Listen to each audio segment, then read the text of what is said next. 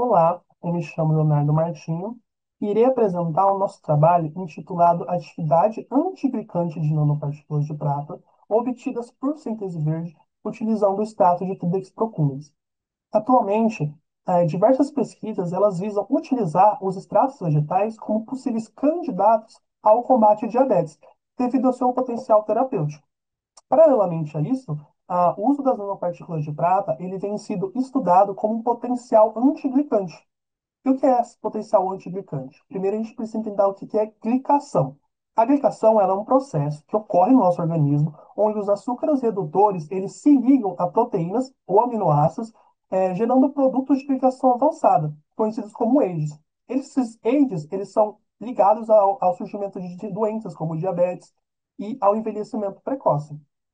Então, o objetivo do trabalho foi verificar a obtenção das nanopartículas de prata por síntese verde, utilizando o extrato da Dapidex procumbens e avaliar esse potencial antiglicante. Então, as nanopartículas elas foram avaliadas por análises espectrofotométricas de UV-Vis em diferentes condições de síntese. Então, a gente avaliou a concentração do extrato, a concentração de nitrato de prata, o pH, a temperatura em relação ao tempo. Então, após a obtenção das nanopartículas com melhor perfil plasmônico coloidal, ou seja, as nanopartículas mais estáveis, foi realizada a análise de potencial antiglicante pelo método de mobilidade reativa em eletroforese. Então, como resultado, a gente obteve que as análises espectrofotométricas demonstraram que o melhor perfil de síntese foi utilizando o extrato a 15% volume por volume, 5 milimolar de nitrato de prata, pH a 8 e temperatura de 30 graus por 60 minutos. Com isso, a gente obtém esses espectros de extinção das nanopartículas, onde elas estão o mais estável possível. Já no caso da análise de potencial antiglicante, foi possível observar a inibição da glicação da albumina sérica bovina, que é uma proteína, pela ribose, que é um açúcar redutor, tanto nas amostras contendo extrato, que são a 100% e a 15%, quanto nas nanopartículas. Então, nessa imagem à direita, nós temos no número um o BCA, que é só a proteína. Número 2 nós temos a proteína mais a ribose, que é um açúcar redutor. Então, a gente consegue ver que essa proteína ela foi arrastada. Isso quer dizer que surgiu AGEs. Então, teve o surgimento de AGEs, ou seja, esse açúcar se ligou à proteína e gerou AGEs.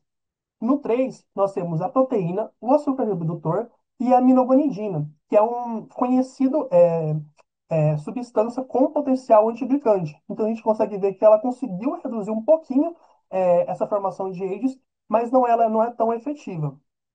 No quarto, nós temos a proteína, o açúcar redutor e o extrato vegetal a 15%. E a gente consegue observar que o extrato vegetal conseguiu reduzir muito o surgimento de AGEs, tanto a 15% quanto a 100%, que é no caso da coluna número 5. Então, a gente consegue observar que o estado tem um alto potencial antiglicante, um alto potencial de prevenir o surgimento desses agents. E no sexto, nós temos a proteína, o açúcar redutor e as nanopartículas, que também apresentaram um potencial antiglicante muito bom, superior à da aminoguanidina, que já é uma substância conhecida pelo seu potencial antiglicante.